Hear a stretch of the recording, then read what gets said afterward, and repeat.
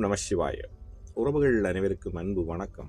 எல்லோரும் நலமாக இருக்கிறேன் நினைக்கின்றேன். எல்லோரும் நலமாக இருக்க வேண்டும் என்று எல்லாம் வல்ல இறைவனை பிரார்த்தித்தவனாக வழமை போன்று ஒவ்வொரு குறளை காணொளி வடிவிலே பதிவிட்டு வருகின்றேன்.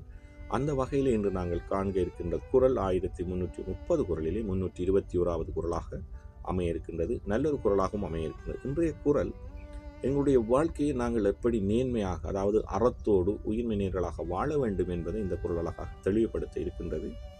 இந்த குறளுக்கான 3 உரைகளும் நல்ல உரைகளாக அமைந்திருக்கின்றது. அதில் நாங்கள் முதலாவது குறளை காண்போமாக இருந்தால், அறவினை யாதனின் கொல்லாமை கூறல் பிறவினை எல்லாம் தரும். அறவினை யாதனின் கொல்லாமை கூறல் பிறவினை எல்லாம் தரும் என்பதாக அமைந்திருக்கின்றது. அதிலே நாங்கள் முதலாவது உரையை பார்ப்போமாக இருந்தால், அறமாகிய செயல் எதுவென்றால் உயிரை கொல்லாமை ஆகும். கொல்லுதல் அறமல்லாத செயல்கள் எல்லாவற்றையும் விளைவிக்கும். அறமாகிய செயல் எதுவென்றால் உயிரை கொல்லாமையாகும்.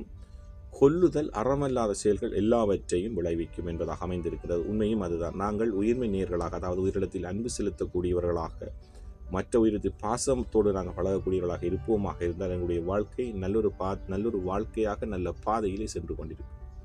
அதை விடுத்து நாங்கள் அறமல்லாத செயல்களாகிய இந்த கொலை செய்தல், மற்ற உயிரை துன்புறுத்தல் ஆகிய செயற்பாடுகளில் ஈடுபடுவோமாக இருந்தால் எங்களுடைய வாழ்க்கையில் பல துன்பகரமான செயல்கள், பல பாவங்களை அது எங்களுக்கு தோற்றுவிக்கும் என்பதைத்தான் முதலாவது உரை அழகாக சொல்லியிருக்கின்றது. அதே போன்றுதான் அறவினை யாதனின் கொல்லாமை கூறல் பிறவினை எல்லாம் தரும் என்ற குறளுக்காக கலைஞர்களும் அழகான உரையை தந்திருக்கின்றார்கள். அதை பார்ப்போமாக இருந்தால், எந்த உயிரையும் கொலை செய்யாதிருப்பதே அறச்செயலாகும். கொலை செய்தல் தீவினைகள் அனைத்தையும் விளைவிக்கும். எந்த உயிரையும் கொல்லாதிருப்பதே அறச்செயலாகும். கொலை செய்தல் தீவினைகள் அனைத்தையும் விளைவிக்கும் என்பதாக அமைந்திருக்கின்றது. இந்த கலைஞனுடைய உரையும் முதலாவது உரையும் ஒன்றை போன்றுதான் அமைந்திருக்கின்றது. அதாவது நாங்கள் உயிரிடத்தில் பாவம் அதாவது உயிரிடத்தில் அன்பு செலுத்தக்கூடியவர்களாக, அதை அரவணைக்கக்கூடியவர்களாக, அதை பராமரிக்கக்கூடிய நல்லவர்களாக இருப்போமாக இருந்தால் எங்களுடைய வாழ்க்கை இனிமையான வாழ்க்கையாக நல்ல பாதையிலே செல்லும்.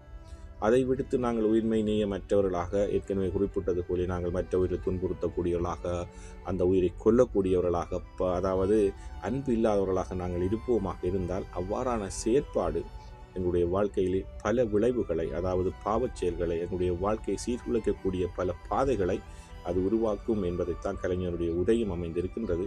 அதே போன்றுதான் சாலமன் பாப்பையா அவர்களும் அறவினை யாதனில் கொல்லாமை கூறல் பிறவினை எல்லாம் தரும் என்ற குறளுக்காக அழகான ஒரு உரையை தந்திருக்கின்றார்கள். அந்த உரையை பார்ப்போமாக இருந்தால், அறச்செயல் எது என்றால் பிற உயிர்களை கொலை செய்யாதது.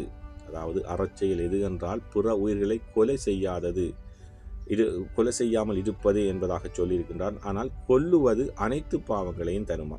அதாவது அறச்செயல் எது என்றால் பிற உயிர்களை கொலை செய்யாதிருப்பதே கொல்லுவது அனைத்து பாவங்களையும் தரும் என்பதாக சாலமன் பாப்பனுடைய உரையும் அமைந்திருக்கின்றது. உண்மையாக 3 உரைகளும் ஒரே சற்று உரைநடைகள் வித்தியாசமாக இருந்தாலும் ஒரே அர்த்தத்தை தான், ஒரே தகவலை தான் எங்களுக்கு அழகாக சொல்லியிருக்கின்றது. நாங்கள் உயிர்மை நேயர்களாக, தமிழர்களினுடைய மாண்பை உயிர்மை நேயம், நாங்கள் உயிர்மை நேயத்தோடு நாங்கள் வாழ்வோமாக இருந்தால் எங்களுடைய வாழ்க்கை நல்ல வாழ்க்கையாக அறத்தோடு வாழக்கூடிய ஒரு சந்தர்ப்பத்தை, எங்களுக்கு பாதையை அது அமைத்து தரும். ஆனால் நாங்கள் அதை விடுத்து உயிர்மையை மற்றவர்களாக, அவர்களிடத்தில் அன்பு செலுத்தாதவர்களாக, மற்ற உயிரை துன்புறுத்தக்கூடியவர்களாக, கொலை செய்யக்கூடியவர்களாக, மற்ற உயிரை கொல்லக்கூடியவர்களாக நாங்கள் இருப்போமாக இருந்தால் அது பல விளைவுகளை, பல பாவச் செயல்களை, பல துன்பகரமான செயல்களை அது எங்களுடைய வாழ்க்கையில் விளைவிக்கும் என்பதைத்தான் இன்றைய குறள் அழகாக சொல்லியிருக்கின்றது. உண்மையிலேயே நாங்கள் உயிர்மையினர்களாக, உயிரிழத்தில் அன்பு செலுத்தக்கூடியதாக இருப்போமாக இருந்தால் எங்களுடைய வாழ்க்கை நேர்மையானது, அறத்தோடு வாழக்கூடிய வாழ்க்கையை எங்களுக்கு ஏற்படுத்தி தரும் என்பதைத்தான் அந்த குறள் அழகாக சொல்லியிருக்கிறது. நல்ல ஒரு குறளாக அமைந்திருக்கின்றது. எல்லோரும் இந்த குறளை எங்களுக்குள்ளே உள்வாங்கி நாங்களும் உயிர்மை நேயர்களாக, எங்களுடைய தமிழருடைய மாண்பை உயிர்மை நேயம் அதன்படி நடப்போமாக இருந்தால் எங்களுடைய வாழ்க்கையும் இன்பகரமானதாக நல்ல வழிபாதையாக அமையும் என்பதில் எந்தவித ஐயமும் இல்லை. அறவினை யாதனின் கொல்லாமை கூறல் பிறவினை எல்லாம் தரும். அடுத்த குறளை சந்திக்கலாம். ஓம் நம சிவாய. நன்றி, வணக்கம்.